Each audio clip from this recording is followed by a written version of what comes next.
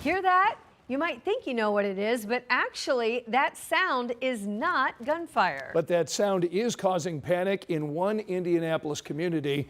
People there aren't just worried about the noise, safety is also a concern. And tonight, as Jenny Runovich reports, they're asking IMPD to step in and take action. This is Minnesota Street on a good day. Now listen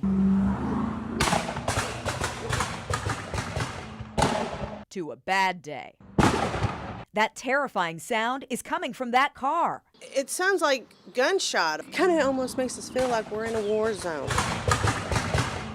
Neighbors hear it almost daily. Car mufflers that mimic the sound of gunfire. An exhaust modification called burble tune or straight piping.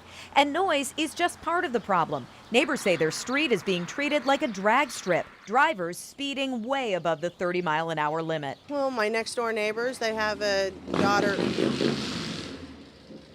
with special needs. Well, there's a prime example. You can't even carry on a conversation. But has special needs. And the speeds, the sounds have neighbors fed up. It's making a humongous boom. A bomb goes off. You know, it's really loud and obnoxious. It's not just obnoxious. Police say what's happening on this street is illegal. There is a state code that actually governs excessive noise when it comes to a muffler. You have to have a muffler that's in good working order and doesn't produce that sort of excessive noise that could be alarming to the public. I mean, we're not lost on the fact that that sounds like gunshots. I mean, that would alarm anybody sitting within the comfort of their home. IMPD now asking neighbors to send them videos if it's captured on camera, to call the traffic unit so they can boost patrols and issue tickets. For now, people here are frustrated.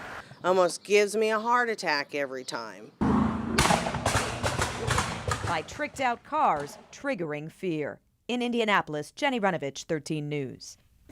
Tonight we're hearing from the latest city-county councilor to call for Mayor Joe Hogsett to resign. The councilor Joshua Bain is one of 4 who now are publicly calling on Indianapolis Mayor Joe Hogsett to step down.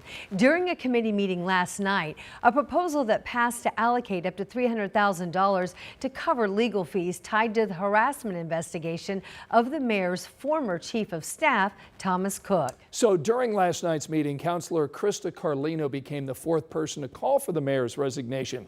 She also called for the resignation of the president and vice president of the city-county councilor. Councilor Bain says there's no trust from the community toward the council.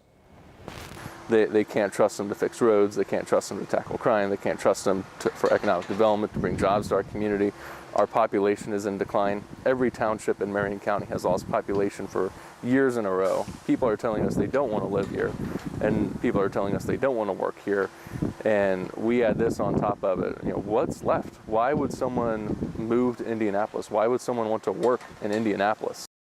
Mayor Hogsett issued a statement saying he will not step down. Council President Bob Osley says he is disturbed by the accusations that Vice President Brown says she's had no involvement in defining the scope of the investigative committee.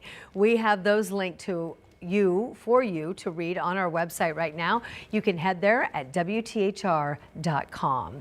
Other news now, a man who went to prison for a drunk driving crash that killed a bicyclist is now charged in 2 new cases of driving while intoxicated here in central Indiana. Those 2 incidents took place within the past 7 weeks. We've got our Rich Nye, who's been looking into the court records of Timothy Hughes and the new trouble that he faces. Rich? So we're going to go back 10 years, and that's when Timothy Hughes was 17 years old. He admitted to driving drunk in a fatal crash with 2 bicyclists in Hancock County.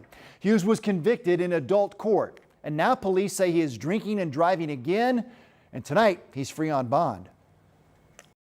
This map shows the alleged drunk driving history of 27-year-old Timothy Hughes. A Henry County deputy pulled Hughes over on Monday morning about 6:30 for allegedly driving erratically on State Road 3 after exiting Interstate 70. Court records say his breathalyzer test registered almost 3.5 times the legal limit. Hughes allegedly became belligerent during a blood draw at the hospital, yelling, "F you, F the police, F all y'all. I know I'm going back to prison."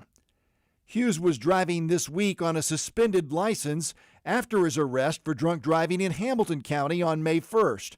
In that case, Cicero police pulled over Hughes and tested his blood alcohol content more than 3 times the legal limit. These new charges come nearly 10 years after Hughes was driving drunk as a teenager and hit 2 22-year-old women on bicycles near New Palestine.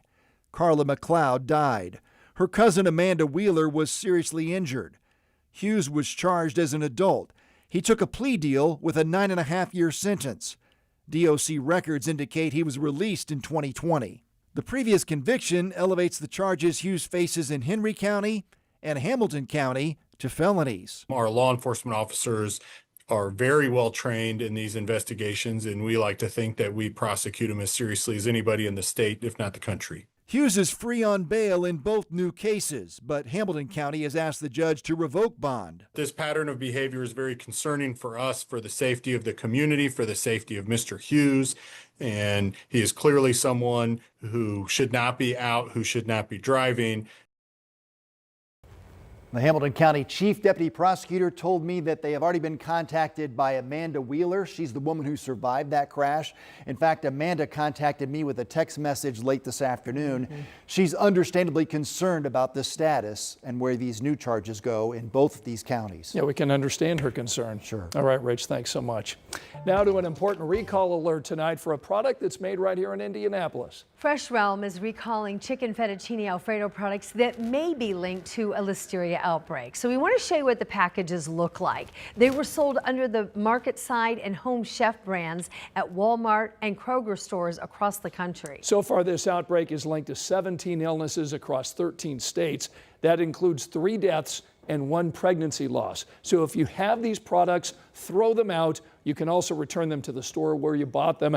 Now, we did reach out to Fresh Realm for more details about those illnesses. They tell us while the meals are not confirmed as the cause of the outbreak, they have stopped producing them out of, quote, an abundance of caution.